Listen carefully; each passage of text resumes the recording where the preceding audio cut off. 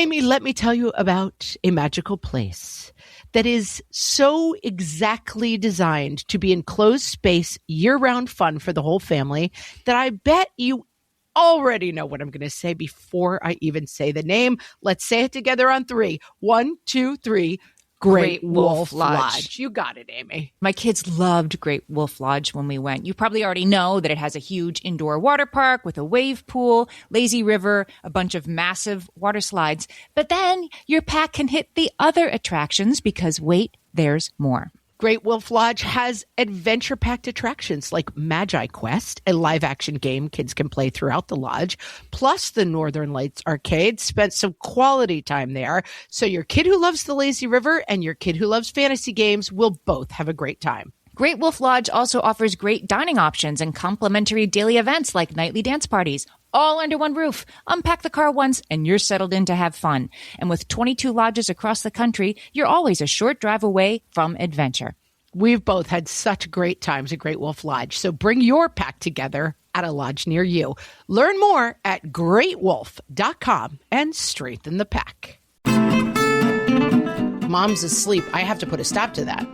What fresh hell? Laughing in the face of motherhood. Cannot be shirtless in the picture we're taking for the Christmas card. With Margaret Abels and Amy Wilson. Stop trying to murder your sister. A podcast that solves today's parenting dilemmas so you don't have to. If you want to murder each other, go outside.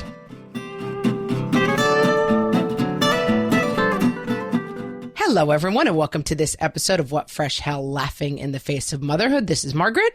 And this is Amy, and this week we're talking house rules. Amy, I think on this one, we can skip do we have to do this? Yes, we do have to do this. You've got to have some rules in the house, from what I can tell. And these house rules, as submitted by you, our listeners, are very good, and I have some new ones. Everybody was sort of like, oh, I'm using that one. Oh, I'm using that one. We're helping each other here, people. I'm not going to spoil it, but there was one that I was like, I've never heard that before, and 6 people said it. I think it might be a Southern thing, and I was like, that's definitely going in my repertoire. Yes. These need to be easy, basic. We wrote these on our kitchen wall at one point, and my kids got to make up the house rules, and no drilling your sister. I think we had like a toy drill. That's a good one. You probably wouldn't have thought of that one. Yeah. So make sure to add that. That's in that category. People on Facebook are always doing those lists, like things you never thought you would have to say. Right. And this is definitely in that category. Like, no drilling your sister. Specifically exclude that. Things you never thought you would have to say. No drilling your sister. All right. Well, let's start with like the number one thing that we have to have rules and regulations around and that drives us all crazy. Screens. Oh, screens. Yeah, this is one of those ones where like, and I will say the thing about rules is always Amy's back to one, right? Yeah. Like, we know all of these rules. None of these rules are like, I mean, there's one or two that I was like, I'd never really thought of it that way. But like, we have rules. The problem is, and our goal for today is like, should we be resetting our house rules and getting back to one? Which means like, we're resetting and we know we're supposed to do this, but here we go again. Danielle says no electronics in the morning. It's a good one. And I just was like this week, like, I didn't know what my teenager was doing in the bathroom for 15 minutes when he went to brush his teeth. I didn't know what he was doing. He's on his phone. Yeah, it's screens. I don't know why it was like, duh, he's lost in YouTube. So yeah, my new rule, which is back to one every morning, is like, give me your phone. You may not have your phone until you leave for school, ready for school on time. Well, we instituted this rule pretty much at the end of preschool, and we've talked about this before. My kids are now 10, 9, and 7, and this rule is still easy. You said it's a lot harder. Like, it's harder to keep this rule going when the teens kind of like always have their phone in their hand. Right. I mean, they're not getting up in time we used to have the rule of like, you have to be ready. Let's move on to my sister's rule, close before shows. She's got 4 little boys and close before shows. No, TV doesn't go on until we're ready. That's pretty simple. So she allows electronics in the morning, but you've got to be fully dressed. Yeah, because of course her kids are getting up at the crack of dawn. I'm going to say this is a side category that I strongly endorse, which is rhyming. Like, if the glove doesn't fit, you must acquit. Close before shows. Yeah, Johnny Cochran. Again, I believe, and I'm shocked to have to say this, I believe that is an Oldilocks alert. Back in my day. Oh, yeah. That was like 25 years ago. But famous OJ trial, if it doesn't fit, you must acquit. And like Johnny Cochran, his lawyer, was onto something there. Like clothes before shows. It's simple and it's easy, and you get to say it again and again and again. I have a good rhyming one while we're on the subject of rhyming. No feet where we eat. Ooh. That's our house rule. That's a good one. And again, surprised how often I have to say that. Yep. It's my boys. Like suddenly at the dinner table, like a foot, and we have we sit at a countertop, with the high chairs in the kitchen. Basically, we have it's like a diner. I cook and then I feed them at the diner counter. And like, it is almost physically impossible to get your foot up on the table when you're sitting at like a high perched at a counter. Yeah. Why would that be comfortable? It's not. Why would that even be something that you would want to do? But then like at least a couple times a year, like a foot suddenly appears. And I'm like, what are you doing? Why are there feet on the dining room table near food? Like, why don't you have some sort of base level instinct that no feet where we eat it just should be inherent? It should be inherent, and I'm going to say that if you make it catchy, it's more likely to be peer reinforced by siblings. I mean, my kids all the time, if one of the kids puts their feet up on the table, they're all over no feet where we eat. Like they love saying it. It's catchy. So you make it catchy. That's great. Well, this is something I think is true in general about rules. I was somewhere the other day and someone was like, wow, like we were at a meeting and I had to bring my kids. It was like an adult meeting. And one of my kids got up and I just kind of like put a finger up and my kid went and sat down and they were like, holy cow, like your kid just like totally obeyed that finger. And I think the key to that is like knowing the rules and establishing the rules makes it a lot easier to keep order, because then it's like, you're not starting the conversation of like, feet are disgusting. Food goes in your mouth. Let's not have them. It's like, no feet where we eat. You know what I mean? And before that meeting, I was like, things have fallen apart and I need to bring you to my adult meeting. And I need you to sit still and read your book quietly. And if you do that for 45 minutes, I will get you ice cream, because I know that this is an annoying thing to ask, but this is the way things happen to have worked out. So the minute my daughter started walking around and I put my finger up, she was like, oh, that's right. This is the thing where I have to sit quietly and read the book. Like having a strong sense of rules that you go over and reinforce makes your life easier. You kept the margins tight still. Like you didn't go into a long conversation, sounds like, about why the meeting was important and why it's important that kids not talk during. Like this is what I need. Ice cream on the other side, and that's right. She's like, I get it. Right. And that's closed before shows, no feet where we eat. Like, you guys know this. Let's just do it. Now, my sister, Molly, also has had to expand. Don't be afraid of the corollary to the house rule or the subclause. Okay. She's had to amend closed before shows. The First Amendment to closed before shows is you're not dressed until your shoes are on. Oh, that's always a good one, because I will say my son this morning really cracked me up because he went, well, it's the old question, where are my shoes? Like he even gets the fact that like he is the problem child. And it was so cute and funny the way he said it. But we have said a million times, like my husband and I just are always joking, like, well, here we are again. Where are the shoes? And he totally like played into it. And it really made me laugh this morning. I was like, yep, you're not wrong. You might want to try like a stage manager table, a backstage. This is a stage manager trick. If you're backstage at a play, which is always sort of more like haphazard and dusty than you think it's going to be. It's not glamorous, but there's always like a long card table or something. And the stage manager will use masking tape and just tape out. And there is a space on the table and they scrawl in masking tape, like keys, the playing cards for scene 3, whatever. There's a specific square for each thing. And so the stage manager can tell at a glance if a prop is missing because there's a square with the written on the masking tape. So I think you need to have like squares that say like his left shoe, his right shoe. It would be really unsightly and effective. I think what you're saying really, and what you're inspiring me is I need to hire a stage manager. Because I don't want to do that part where I make the table. I just want someone else to be in charge of. We are the stage managers of our family. Yes, am I saying something people don't like? I don't know if people know what a stage manager is. Like a stage manager, like you make the trains run on time. The person in charge of the show. Yeah. Like you are in charge of all the actors appearing on stage when they're supposed to, and the lightning bolt sound effect happening when it's supposed to. You're in charge of everything. And they have systems, and you got to obey the systems. I'm just thinking we might have invented a new industry for out-of-work stage managers, home organization and management. Oh my gosh, there could be Let's sell that reality show, like stage manager, super nanny kind of thing, right? Yeah, a crossover. I love Comes it. in. We have a couple more screen rules. Jillian says, when mommy brushes your hair, you get to watch my phone.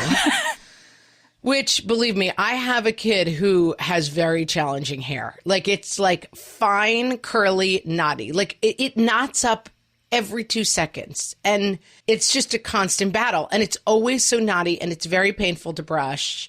And my rule is basically like, we're going to put that in a ponytail every third day until you shower and put conditioner in it. But phones while you brush hair, possible. I think that's allowed. I think it's allowed. It sounds like we give our dog a little bit of peanut butter while we're brushing her. So she doesn't watch YouTube, but she does get peanut butter. The dog-child crossover, once again, serves us very well. Ashley says no YouTube unless it's on the TV. This is a good one. I mean, YouTube, it's a netherworld. But this is the don't get, like you just said, you don't get like feet on like a high top counter. Right. Like, why is that something you even want to do? Like, once we get to like beaming the YouTube video to the TV, it's like, why don't you just watch the TV? It has 700 channels on it. Why are they so invested in YouTube? But they YouTube is just like a hypnotic master that calls to them. But this basic rule, and I think it's a good kind of idea. Jessica says no electronics for kids in their rooms. I mean, we are trying, and it gets more and more complicated with handheld stuff. This was always like a rule in my sister's house when she was raising kids, now 20 years ago, which was like, the only screen is in a central area of the house. So like if you're interacting with a screen, people are walking by you, which I think is a good idea, but it gets more and more complicated. But you've really got to be careful with screens in private areas because, you don't know what these kids are watching. It's tough. And yet your kids, once they get to a certain age, are supposed to be, one, using laptops for homework, and two, using Google Docs for homework. Right. So they're supposed to be in a quiet place with the screen that's attached to the internet. So it's sort of hard, but so my rule around this is phone sleep in the kitchen. Yeah. And again, like going for the catchy, and then you don't have to talk about it. Like I knock on my teenager's door at 11 and say, good night, phone sleep in the kitchen. And they're like, oh, and they hand me the phone. You could maybe have a whole side business in catchy rule catchphrases. You've got a lot going on in this category. Send, and I'm very Mad Men about this. Like, I got a slogan. You're like, I got a slogan. I got a gimmick. And they don't really care. I mean, yeah, they're too old for cutesy talk, but it's like, it keeps it simple. Again, it's it's a touchstone. A lot of people, Sherry, Leilani, Erica, no phones at the table. Gretchen said this as well.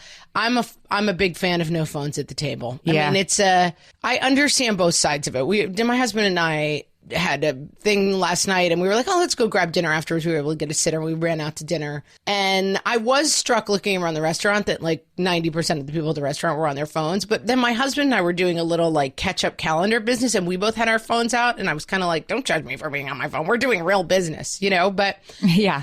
I think if you want to go out to dinner and have a conversation and your kid does fine on an iPad, like I'm not there to give you a hard time about it. I do think in general, keeping a no phones at the table rule is really important because as we've said on 1,000 different topics, a lot of stuff comes up at the dinner table.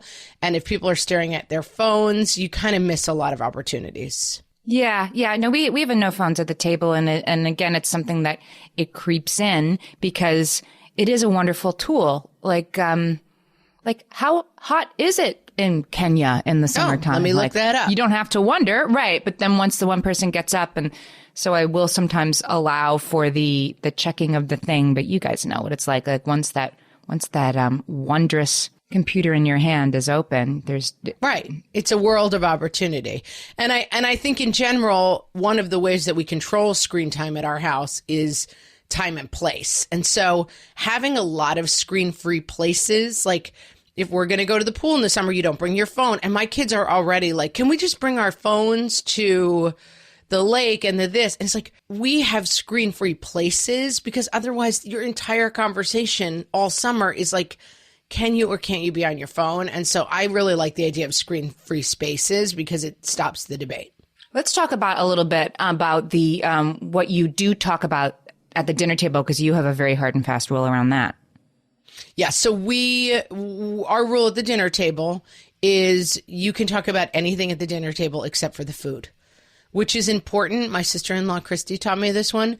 It just means like you come to the table. What is on your plate is what is on your plate. We use the old, it's Child of Mine is the book that this rule comes from.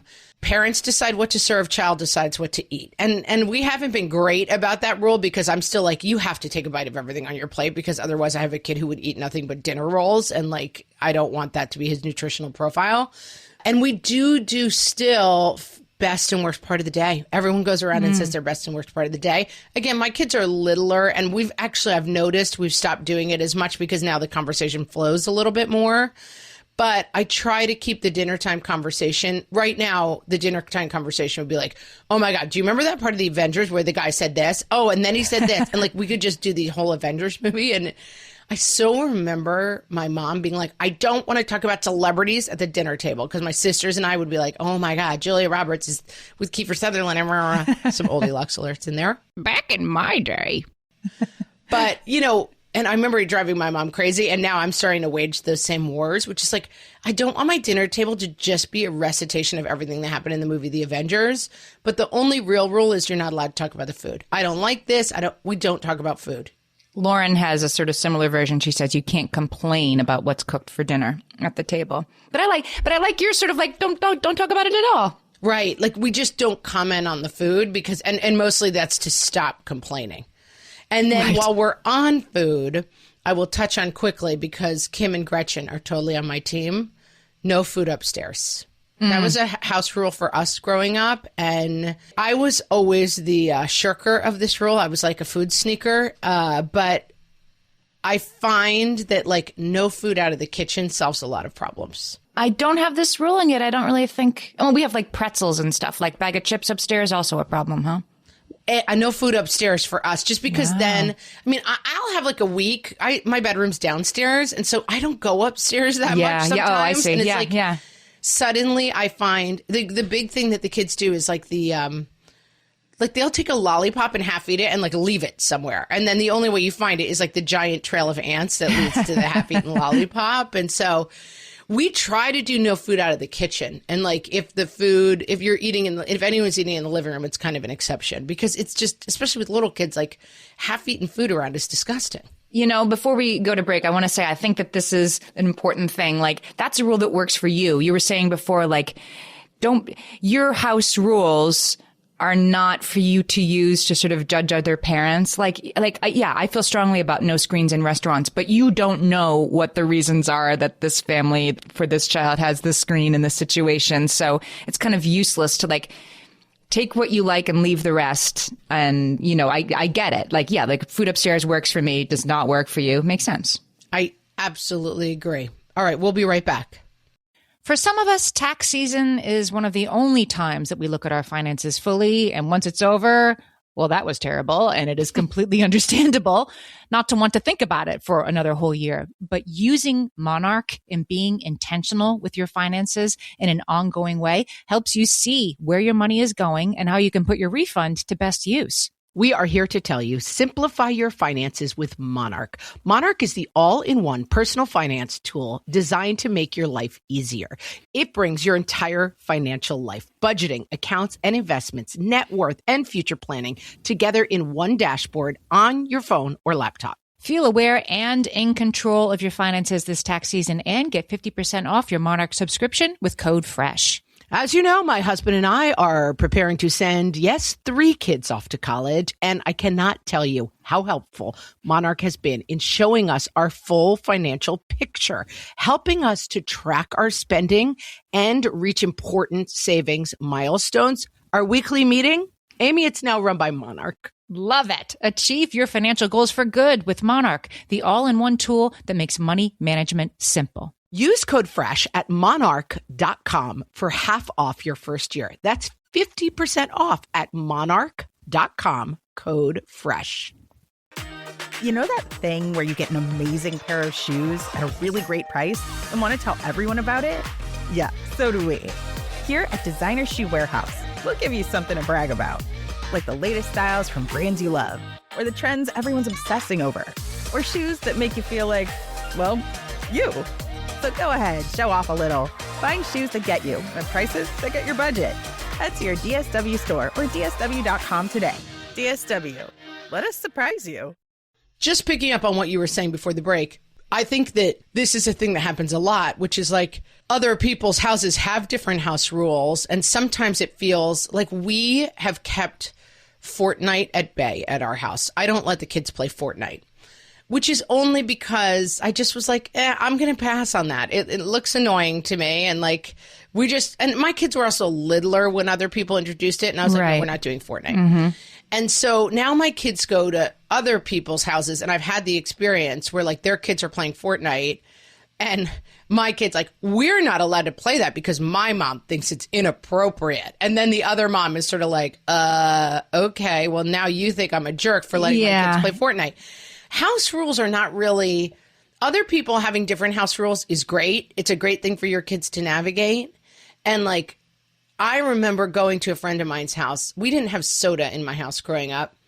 And I mean, we had it, but like, whatever. I remember going to a friend's house and they had like a closet full of soda. Like it was like a fridge full of soda. And I was like, this place is heaven on earth. Like this is my dream place. Like a fridge full of soda, and you're allowed to take a soda whenever you want. But like that's house rules, you know? And like, it's not like my house was like, we look down on the soda house. It was just like, we have different house rules. And that's a very good thing for your kids to get a chance to navigate. And you have to take your kind of ego out of it and be like, oh, their house rules are somehow a judgment about how I run my house. Mm-hmm. I really don't care at all that like other people play Fortnite at their house. I just have decided, while I've kept it out for now, like I'm going to stick with it. Can we talk about pets? Sure. I mean, if we must. Here's my rule around pets. My rule is don't get a pet. That's my house rule. Although you do have a cat. Yeah. I mean, I have a half of a cat. I have a cat that spends like 80% of its time outdoors. I was going to say, like, a cat is not really even having a pet. No. Say I, the non-cat owner. But it seems like they're just kind of, they're here somewhere. I saw her last week. They're a little bit. That's how my cat is. My pet rule is you wanted her, you walk her. Yeah, but how does that work? That's the thing. My kids are like, they want a dog so badly. And I'm like, I know how that rule works out. They're not going to walk her. No, do they do it? Well, it's really fun for a little while. And I live in New York City. So, right. It's a high maintenance thing. You've got to get in an elevator to take your dog somewhere. You got to get in an elevator. Right. We do have a little patio that I'm not afraid to use, late night, early morning. But you have to walk her. And it doesn't work that well, I'll say this rule, because yes, every time it's a surprise every time for my goldfinch children as they come around the corner, like Marshmallow needs to be walked. Like, what? And they every time, like, right. Yes, you wanted her. You have to walk. I didn't really want to get her. You have to walk her. And it's, there's wailing and gnashing of teeth every time. But that is the rule I try to put around that to offload the dog care. And I think pets, I mean, we did an episode on pets where I basically screeded against not getting a pet. But I do think like understanding how to interact with animals is important. The responsibility of owning an animal is chock full of good lessons. Karen says no steamrolling the cats. I'm not even sure what a steamroll involves, but it doesn't sound good for the cat. And you can't carry the cat around like a sack of potatoes, says Mira. That happens to Marshmallow at our house. Yeah. I mean, one thing I will say for cats, we found our cat. She found us. She kind of wandered in off the streets of LA, and she is like, take no mess cat. I mean, if you mistreat the cat, she will scratch and bite you. And I'm like, guys, don't mistreat the cat. Because the lesson there, I don't have to teach that lesson. You know what I mean? And my son has taken great joy in like befriending the hideous and mean cat. And now he can pick her up and hold her and stuff. And she won't bite him. But in the beginning, and the word was always frisky, like, oh, Avril, that's our cat's name. Avril's feeling frisky. And like she would take a swipe at them just while they were like walking by her up the stairs. And like they were kind of afraid of her. But it's been cute to see my son kind of win her over. But yeah, like Laura Lynn says, don't ride the dog. Like learning how to treat an animal, I think, is an important lesson. But my overall advice would be the lesson is don't get a dog or a cat. Or a cat that scratches at will. At least have rules on the way in. That's for sure. Yeah. I mean, and rules around the pet, again, it's a lot of reminding, but usually the pet will remind them pretty starkly. Can we talk about this Saturday rule? I never had a rule about Saturday, but I really like this one, Priscilla. Priscilla says Saturday is mom and dad's stress-free day. So if we are relaxing and having a good time, the family better be too. If you're being a sourpuss ruining our Saturdays, you are not allowed to chill with us until you chill, dude. That's a great rule. I like this. We have a somewhat similar rule. We do Saturday sleep-ins. So Saturday mornings, my husband and I sleep in. And you get yourself some cereal and you occupy yourself until you wake up. And you don't come in unless it's an emergency. Do you remember, this is going to be a total Goldilocks alert, back in my day, but do you remember like the Saturday morning experience? Oh, yes. Of like, you're up, like you can't wake, your parents are sleeping in and it's your time. Like it used to be Saturday morning was with Kid TV. It was your only time of the week and like coming downstairs. And sometimes it was so early it wasn't on yet, and I would sit there and wait for the programming to begin. I still am, and I always was a late sleeper, so I never had that experience. But yeah, Saturday morning cartoons, you would get like the sugariest cereal you could find, and just like sit with the bowl, and like then the milk would run out, and you'd refill the bowl. And like kids have lost the joy of this because that used to be the only time there was actually programming for children. Now it's like you can watch YouTube all day. But we basically have an hour of screens a day rule, and Saturday's a free for all because Saturday it's like if you're up at 6, screens go off at 9 on Saturdays. So whatever time you're up, screens go off at 9. But like the kids who's up at 6, he's getting 3 full hours of screens. We always had to change our rules around that because our kids, like if screens go off at 9 and the earlier I get up, the more screens I get, that leads to some very early risers. Yeah. Well, we've lately had to change, and there's a lot of people who have rules around when you're allowed to get up. So screens don't go on until 7 now. You're not allowed to turn the TV on until 7. And if we catch you before 7, the corollary needs to be added sometimes. Don't be afraid. Don't feel bad when your rule needs a little zhuzhing. Well, you've got to adapt. You've got times change, and you've got to adapt to the changing times. But Laura says she has do not get out of bed until the okay to wake clock turns green. So like now they have these fancy clocks where it's like the sun and the moon and stuff. Chelsea says no coming out of your rooms before 8 a.m. on the weekends. Her boys are 6 and 8. That's impressive. I can't believe it, but yeah, I mean, my kids sleep past 9 o'clock now, all 3 of them. I mean, my boys will sleep until you wake them, which could be 11:30. Noon. Right. That seems heavenly to me, although it's got other problems. Then you've got to like drag them out of bed to do something. Sherry has a very simple rule that I love. I might get this on a t-shirt. If you love someone, let them sleep. Yeah. I mean, come on, guys. If you love someone. Slight Goldilocks alert. Back in my day. You guys are like going to get tired of the Goldilocks alerts on these episodes. I was maybe never madder at my spouse in like our quarter of a century knowing each other than when we were like at a pool and I had dozed off in the chair. And he was with the boys. My baby she was like 6 weeks old. I mean, like I was sleeping like 20 minutes at a time, right? And he was with my boys in the pool and I had fallen asleep in the chair by the pool. And I wake up to like my 3-year-old tugging on my feet to wake me up. Oh. Just 'cause. I was like volcanically angry. Your husband survived this experience. That's shocking to me. Yes. If you love someone, let them sleep. I will say my husband, after like a couple of explosive volcanic like fights on this subject, has figured out that like there are times if I'm like, I really need to sleep, it's like that means because what would happen again is like he would get busy doing other things. And like then there would be a kid like, Mom, can I have a pretzel? And I'm like, where is your father? Yeah. Like why during my one time to sleep is there a kid bothering me? And my husband did finally catch on that like mommy napping means like he needs to like corral the kids like a sheepdog and like never let one out of his sight. Right. Because for some reason they have that instinct of like, mom's asleep. I have to put a stop to that. Yeah. This itchy instinct to like, I am not at the center of her concentration right now. I have to like, come up with something that she needs to do for me. Yes. Or just like for whatever reason, it makes you very uncomfortable when mom's asleep. I've got to put it, like you said, just tugging on your toe to be like, yeah. Hey. I noticed you were sleeping. Hey, I still exist.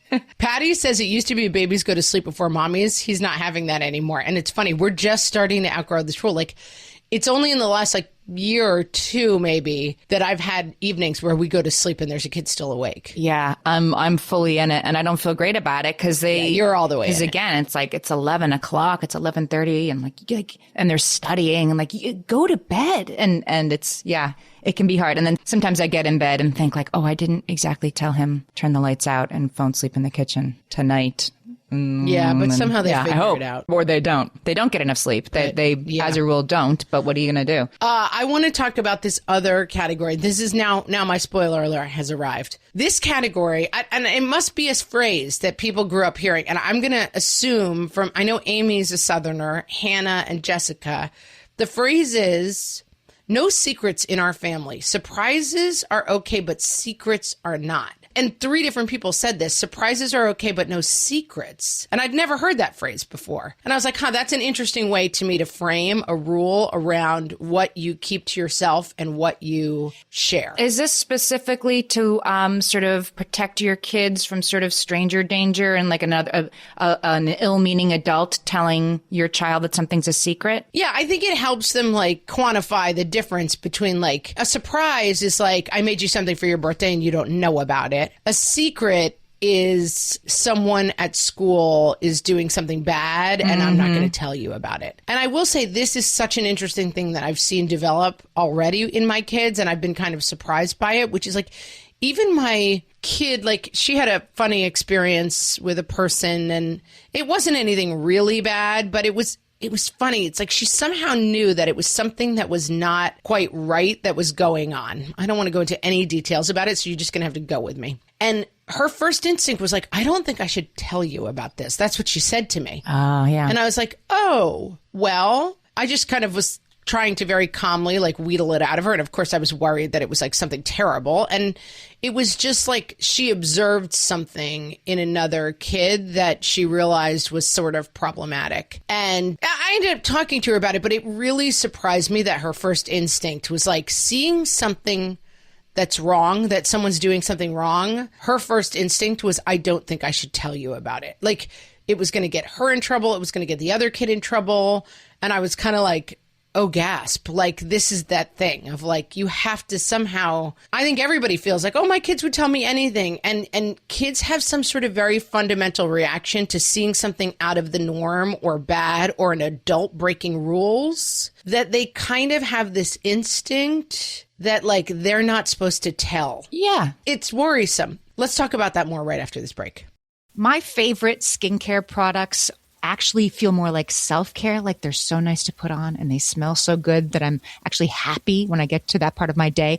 And I swear that is how I feel about Osea's anti-aging body balm. Amy, you are usually the lotions and potions queen on this podcast, but I have to say, hard agree. Osea's anti-aging body balm is a liquid silk body balm that combines the lasting hydration of a lotion with the firming power of a serum, leaving skin smoother and firmer. This body balm is clinically tested and designed to deliver visible results you can see and feel. So we've gotten to use this product for a couple of months now, and I swear I have really noticed firmer and smoother skin, on the back of my hands. It's like getting a mini spa treatment from head to toe. Get a spring-worthy glow with clean, clinically tested skincare from Osea.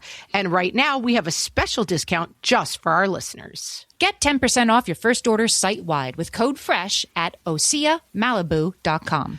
That's 10% off your first order with code FRESH at OSEAMalibu.com. Amy, when I'm having a good hair day, it usually makes my whole day better.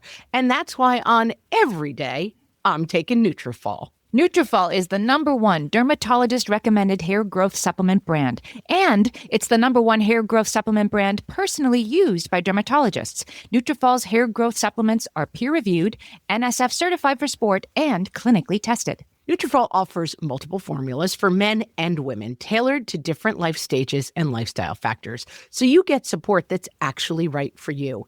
Adding Nutrafol to your daily routine is easy.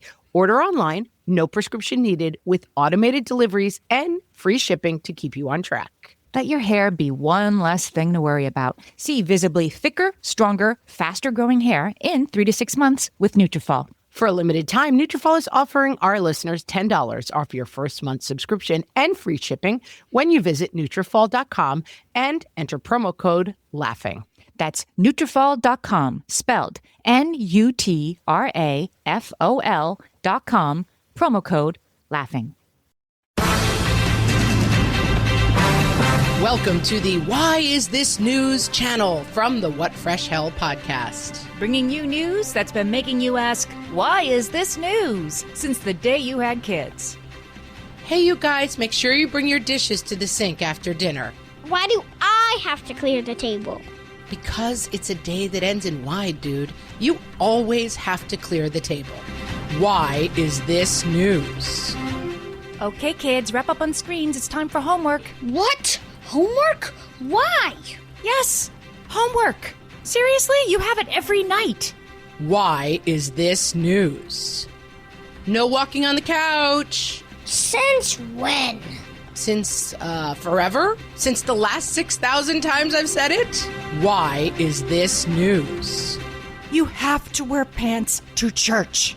Every single time? Yes, every single time. Seriously? Why is this news?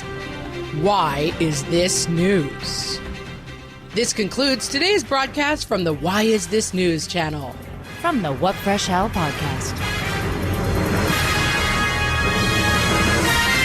This is a really interesting idea, right? That kids keep secrets from us and we have to have rules around it. I mean, it seems crazy they won't tell us when something's up. And yet I totally remember that there was like a grade school science teacher who was really creepy and creeped me out and said things to me that were creepy. And the idea that I would tell my parents about it, like non-starter. Of course not. We talk to each other. Let me give you an example that is not a true example, but I think it's parallel to what I'm talking about. Your kid goes over to another kid's house and one of the parents is drinking very heavily and is obviously intoxicated, you know? And the kid is going to somehow understand that there's something wrong with that. Like that person shouldn't be drinking that much during the day. They're acting funny, blah, blah, blah. I have been surprised that my kid's instinct is not to be like, Mrs. So-and-so was drinking during the day. By the way, this has never happened to my kids. I'm not telling stories on some mom in my town, but I'm just using it as an example. Their instinct is like, how was it? It was okay. And like, you need allow that something was not right. But like, I feel like I have a very open relationship with my kids. I feel like I talk a lot with my kids about things, but I was quite surprised when an example like this came up and my daughter was like, I'm not sure if I should talk about this. And then, you know, thankfully that was an opening to talk about it and it wasn't anything terrible. But I think surprises are okay, but no secrets is a very interesting way to frame this with your kids. It's an interesting conversation. Yeah, I need to come up with my own catchy rhyming approach to this. You need a catchphrase. Yeah. You have an assignment. If it feels weird, no, weird is hard to rhyme. If it feels strange, yeah. It might be danger. How about that? I mean, I'm spitballing here, Amy. I'm sure you can do better. I think we should lighten it up and talk about privacy and personal space, a very important issue with a very easy rule. Yeah, everybody had the same rule on this one. Hit us with it, Amy. Emily says penis time is alone time. Yeah, I mean... So does Anne. Everyone's had this conversation, and it usually has to do with penises. But like, yeah, like keep your hand out of your pants during church. I'm surprised I have to say that, but it's important. Or in the living room when people are over, and like you can totally do that in your room. Yeah. Yeah. And privacy. And I think that we've all come a long way in terms of like not shaming certain behaviors and not demonizing, you know, touching ourselves and that kind of stuff. But it's absolutely fine to be like, that's private. And then Rebecca says, her rule, I like this, if the other person isn't having fun, you stop. Yeah, that's an interesting rule. This applies to rough play, tickling, right? All that stuff. Yeah, just about any kind of games. And like we talked a lot about this with like, or people talked a lot about this on the Facebook page with like gun games or like games, any kind of like wrestling games, or if the other person isn't playing, you're not allowed to attack people in like a war game. You have to know that the other person is participating with you. And that's a good rule for life. Sure. And this is something that I think in terms of house rules, like I found this thinking about this topic this week before we recorded, that like one of the ways to reinforce house rules is to reinforce good behavior. And I find with my boys especially, like, hey, I really like the way you guys are playing together.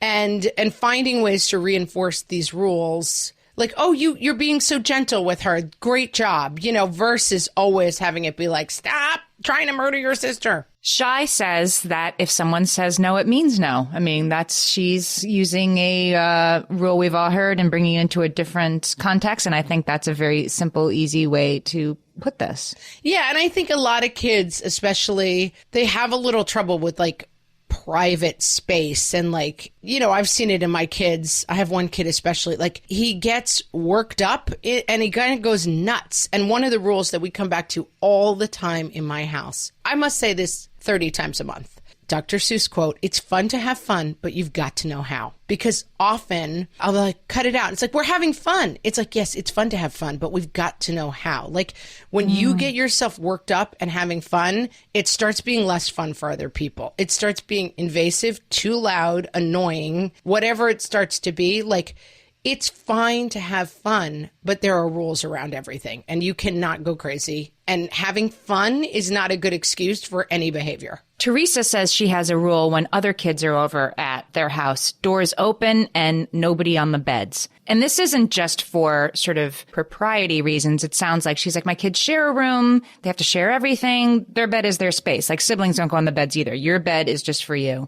That's an interesting rule. Yeah, I think it's interesting. And I think that somebody was telling us somewhere on Facebook, like, oh, we just took the doors right off the hinges. Like I do think closed doors. And this is an interesting thing. Like I am starting to see as my kid enters middle school that like, and this is something people say all the time, and I find it somewhat annoying, like the whole like little people, little problems, big people, big problems. But straining the rules as a 10-year-old becomes much more problematic when that kid is 16.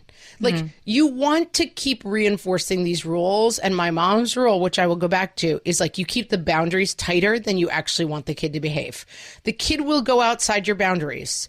But if you have a 10-year-old who's spending a lot of time like locked in their room doing stuff that you don't know about, that may be a little problem at 10. And at 16, that's going to be a big problem. Yeah, I agree with that. The good reason to like keep going back again and again to the same house rules is like you want to get this stuff under control when your kids are 8, 9, 10, because it's a boundary pushing. Like right now we're dealing with language at our house, cursing basically. And we have a 0 tolerance for cursing rule at the house. And we often get a group of kids over here and like everybody's cursing. My kids get into it. And we've just been like, we're starting a no cursing policy. If you curse at my house, I'm sending you home. I'm calling your mom and sending you home. And they're 10 and 11, but my kids, and they're not innocent in it. But I just find that, again, it's boundaries. Like if you start going along with whatever kid is pushing the behavior, like that's not terrible at 10 because it means you're saying like a fairly mild curse word. But I already see 16 in my front view mirror. Yeah. And I feel like coming down hard on this stuff at 10, you gotta start laying down some track because they're heading for 16 pretty fast. Right. And once the line is crossed, I mean, with older teenagers, now we're sort of like, if I'm in the other room and I hear you curse at the Xbox, I'm probably going to let that slide, but you may not ever curse in conversation with me or at me, or when that's right. Sort of the line I'm holding right now. But yeah, it starts to move a little bit. But the line is, that's exactly my point, is that the line, it's going to get a little wider, but if you start really wide, you've got nowhere to go. So like, I feel like at my kid's age, I'm like really strict and really tight. And like, yes, they're going to curse. They're going to say curse words during their lifetime, but I don't tolerate it at the house. And therefore, like, they think they're super rebellious if they're sitting around a playground with their friends and they say like a curse word. It is good for kids, I think, to learn the lesson of, I mean, there's going to be places and spaces in their life where using bad language would be a very bad idea. And so it's important to learn how to exercise that skill now and use language differently. And I think it's a general feeling of like respect that is kind of central. I don't really care about cursing, but it's a general principle of respect that is going to fade into other areas of life, you know? Like following our rules is part of being part of our family. And like cursing doesn't really matter to me, but a lot of other things are going to matter to me. And cursing is one of the ways we just enforce the overall rule of like, you act respectfully in this house. I'm going to give another respect in this house rule that I can really get behind, Jennifer. Jennifer's rule is you must wear clothes or at least underwear to the dinner table. I mean, that's solid. But again, that's like a 4-year-old rule. Yep. And the 10-year-old version of that is cursing. And the 16-year-old version of that is vaping. You know what I mean? Like, I do think these things are all related. The teenager version. Show some respect in this house. The teenager rule of this version is my friend Alice, whose rule is you cannot be shirtless in the picture we're taking for the Christmas card. Yeah. That seems like a good one. Yeah. Yep. And Brittany has a rhyming version of this. Oh, you love the a rhymes.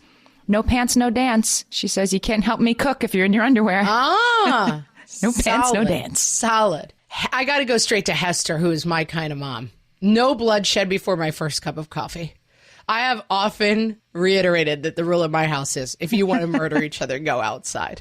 Sometimes you just got to lay it down. Like, listen, nobody bleeds before I've had my coffee. And this carries us into our very lengthy section, which I think is fundamental to everybody's house rules, which is like people talking about how to generally be respectful in the home. Yeah. Some of them are simple. I mean, Laura says, be a human, don't do stupid things. Not a bad rule. Yeah. It's got maybe some subcategories. I like Anna, who says, don't fight on mom.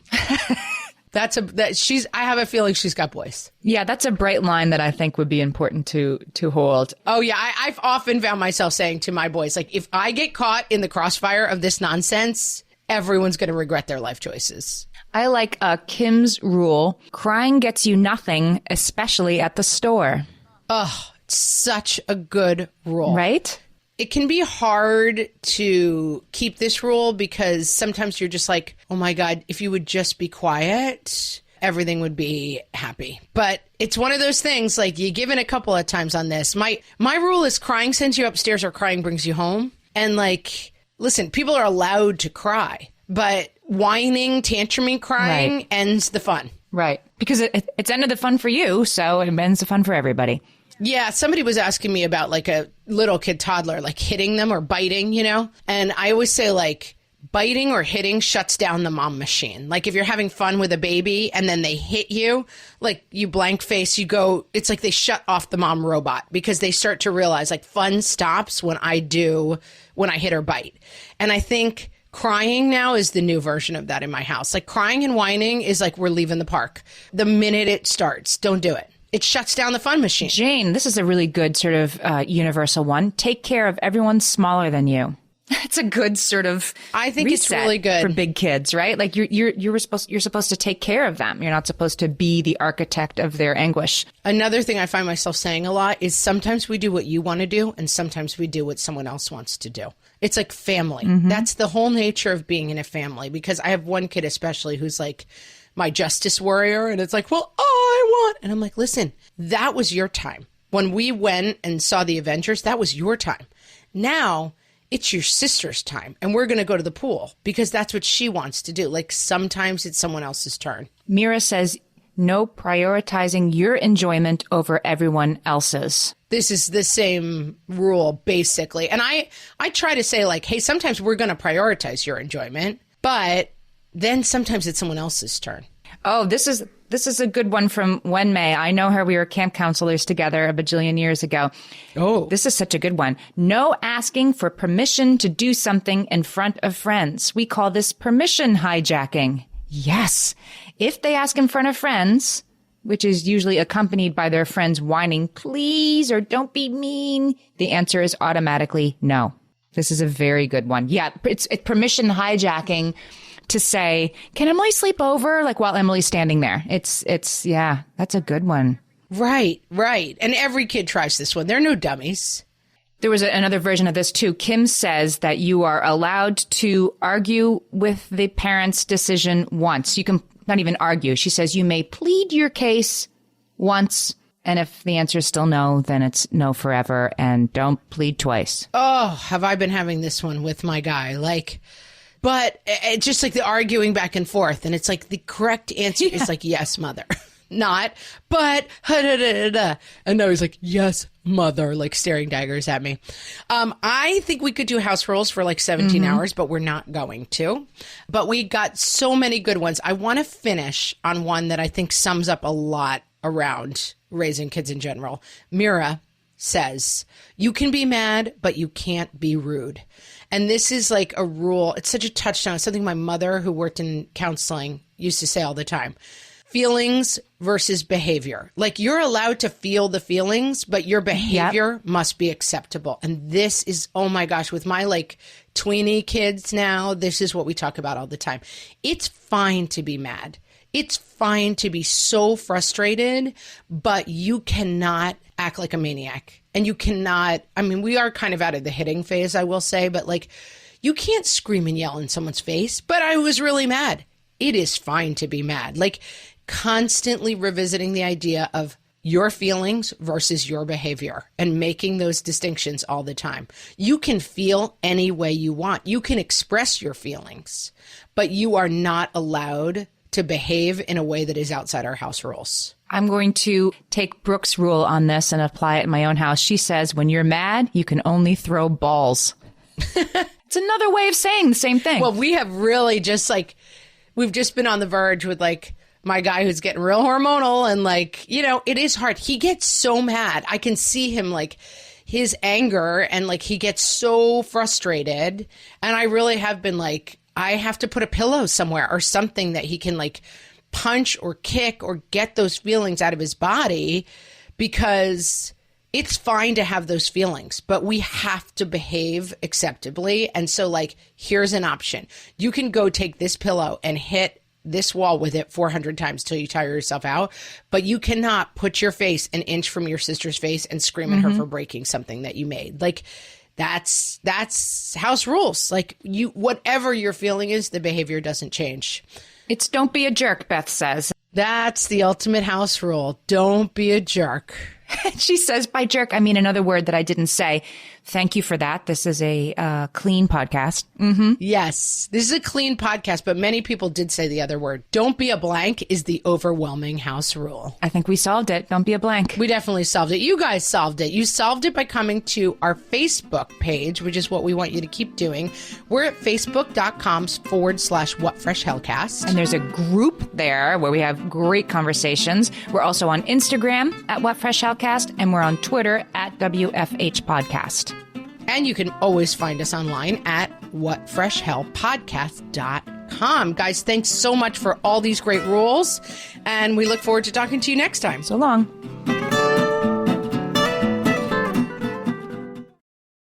Close your eyes. Listen to Monday.com. Feel the sensation of an AI work platform. So flexible and intuitive, it feels like it was built just for you. Now open your eyes, go to Monday.com, start for free, and finally breathe.